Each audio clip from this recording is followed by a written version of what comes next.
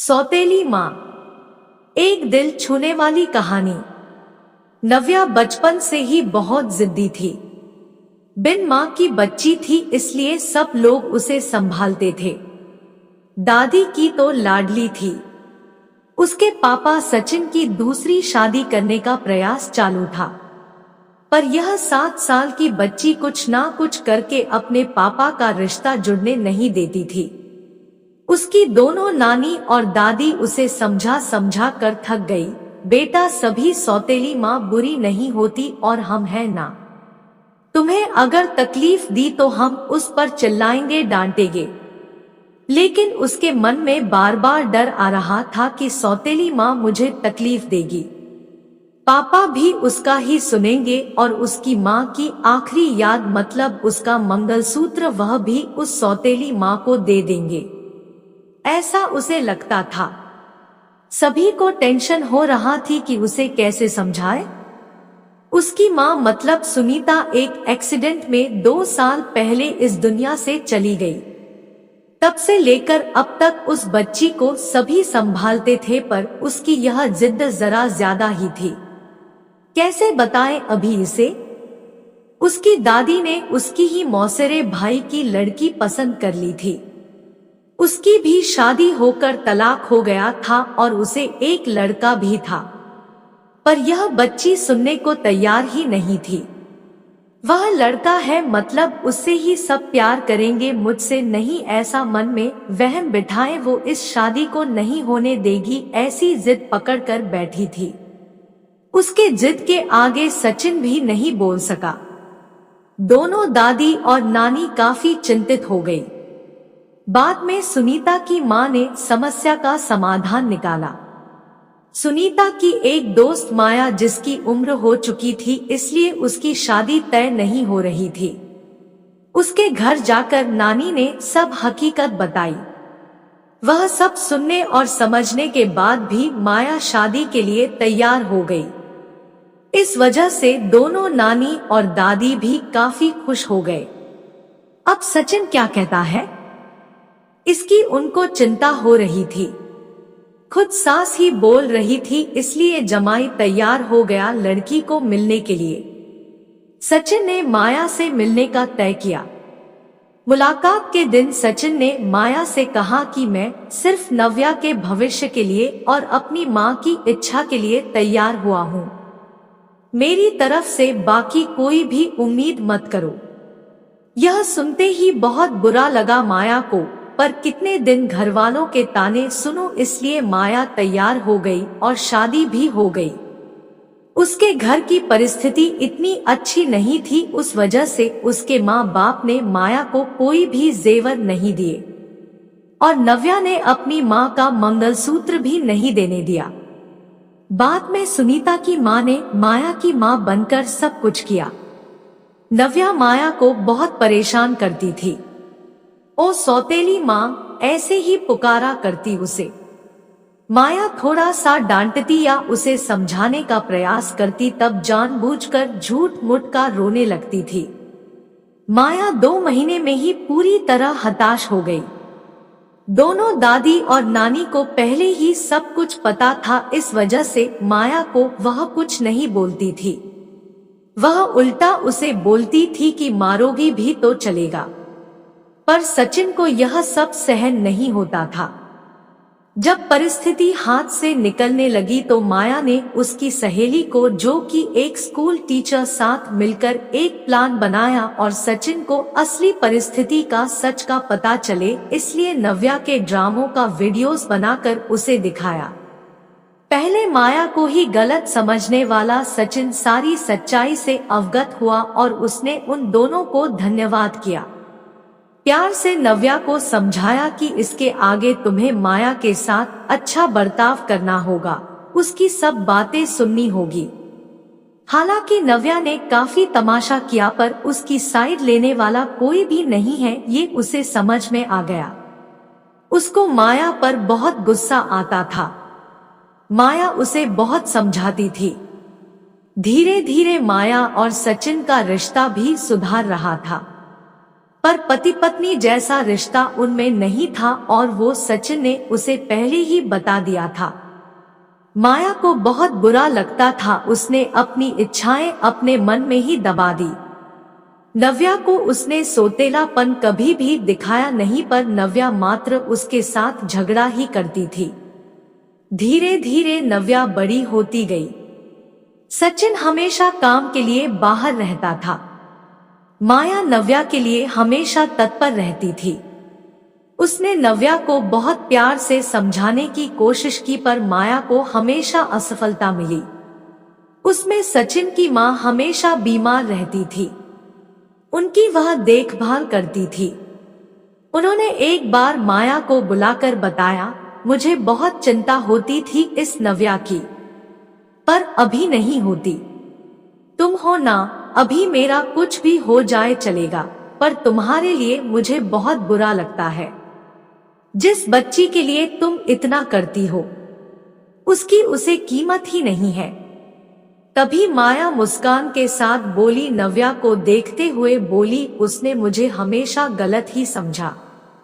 हमेशा की तरह नव्या ने माया से बहुत झगड़ा किया। सचिन के घर पर आते ही उसको सब झूठ बताया, पर उसने भी नव्या को ही सुनाया। गुस्से से नव्या ने खाना भी नहीं खाया। माया ने भी खाना खाया नहीं। नव्या को समझाने के लिए गई तो माया ने कहा, मुझे तुम्हारी माँ की जगह नहीं चाहिए, उसकी आखिरी निशानी मतलब उसका मंगलसूत्र भी नहीं चाहिए। मुझे सिर्फ तुम माँ बोलकर पुकार लो, मेरे लिए उससे बड़ा कोई पुरस्कार नहीं होगा।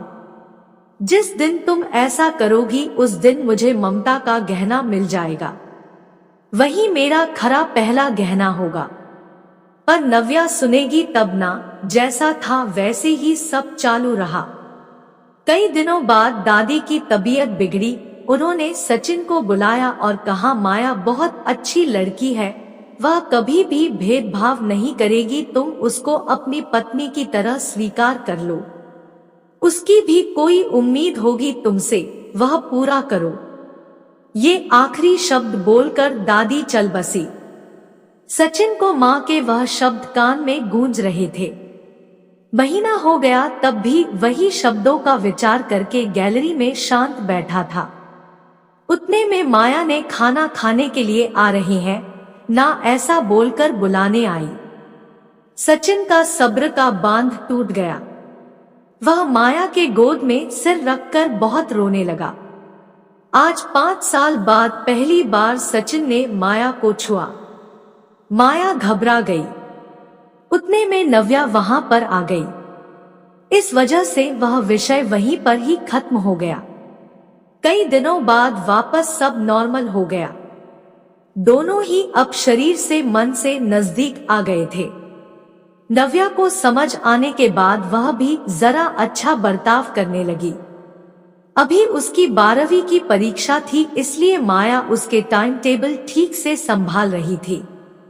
कुल मिलाकर सब अच्छा चल रहा था। ऐसे में उनकी खुशियों को नजर लग गई। सचिन का भी एक्सीडेंट हो गया और वह गुजर गया। अभी माया और नव्या वह दोनों ही थी एक दूसरे के लिए। जो भी सेविंग थी उस पर घर चल रहा था। माया तो ग्रेजुएट नहीं थी, इस वजह से उसे नौकरी मिलने में दिक्कत आ रही थी। छोटी छोटी नौकरी करके वह घर खर्चा चला रही थी। सचिन की सब सेविंग उसने नव्या के लिए रख दी। अब नव्या को प्यार हो गया था सुशांत नाम के लड़के से, इस वजह से माया ने उनका प्रेम विवाह करने का सोचा। सब लोग अच्छे हैं, नव्या भी खुश रहेगी ऐसा उसे विश्वास था। पर सुशांत की मां खड़ूस थी। सचिन के जाने के बाद उनकी परिस्थिति भी अच्छी नहीं थी। नव्या शादी के बाद ज्यादा गहने नहीं लाई, इसलिए ससुराल वाले उसे तकलीफ दे रहे थे। उसकी सास की सहेलियां घर पर आई थी नई दुल्हन से मिलने, तब नव्या की सौतेली माँ के बारे में बुरा भला बोल रही थी। सौतेली माँ है ना, इसलिए ऐसा जानबूझकर किया होगा। सब कुछ खुद के लिए रखा होगा और बेटी को लंका की पार्वती बनाकर सिर्फ मंगलसूत्र पहनाकर भेज दिया और हंसने लगी। अभी उसका खुद पर का नियंत्रण टूट गया। मेरी माँ की आखिरी याद मतलब यह मंगलसूत्र है, जो मेरी इच्छा थी कि मैं ही इसे पहनूं। यह मंगलसूत्र मेरी माँ का आशीर्वाद का हाथ है और मेरी माया माँ को बुरा भला बोलने का तुम्हें कोई भी हक नहीं है। आज वह है, इसलिए मैं हूँ। उन्होंने मुझे अच्छे संस्कार दिए, डिसिप्लिन सिखाया, संयम और बड़ों का सम्मान, यह सब बातें कोई भी उम्मीद ना रखते हुए सिखाया। पापा के जाने के बाद भी उन्होंने कमाए हुए एक पैसा भी खुद पर ना खर्च करते हुए सब पैसे मुझे दिए। कभी भी सोतेलापन उन्होंने मुझे नहीं दिखाया। मेरे लिए उन्होंने खुद का बच्चा तक नहीं होने दिया, पर मुझ पागल को कभी यह समझ में नहीं आया। उन्होंने मुझे सिर्फ और सिर्फ प्यार किया। मुझसे उन्हें एक ही चीज चाहिए थी, जो मैं कभी नहीं दे पाई। सब औरतें एकदम सोच में पड़ गई कि आखिर वह कौन सा चीज चाहिए थी। उन्होंने नव्या से पूछा उन्हें क्या चाहिए था। सच में बहुत महंगा गहना होगा, इसीलिए तो उसने इतना एडजस्ट किया होगा। बातचीत हो रही थी तब वहां माया आई और औरतें खुसूर फुसूर करते हुए हंसने लगी। माया मन में डर गई, नव्या ने ऐसा क्या किया होगा, ऐसा क्या किया जो यह सब औरतें उसे देख रही है। तभी नव्या ने माया को गले लगाकर प्यार से माँ बुलाया। दोनों माँ बेटी सब भूलकर एक दूसरे की बाहों में गुम हो गई। औरतें जब काना फूसी कर रही थी कि तभी नव्या बोली, आप सबको वह गहना देखना था ना। यही माँ बुलाकर ममता का गहना उसे चाहिए था। माया को तो रोना आ रहा था। दोनों सचिन और दादी के फोटो के सामने खड़े रहकर उनको हाथ जोड़कर खड़े थे। नव्या ने उनसे माफी मांगी और माँ को कभी खुद से कभी दूर नहीं करूंगा ऐसा वचन दिया। दोस्तों, समाज में कई गलत बातें, भावनाएं बनी हुई होती है जो जाने अनजाने बच्चों तक भी पहुंच जाती है। हमें बच्चों को और खुद को भी इस बात को समझाना होगा कि हर पुरानी बात पूरी तरह या हर किसी के लिए सच या एक समान नहीं होती है। किसी एक का सच दूसरे के लिए झूठ हो सकता है। इसलिए किसी भी बात को अपने दिल दिमाग में बिठाने से पहले उसकी सत्यता की कसौटी करना बेहद जरूरी हो जाता है।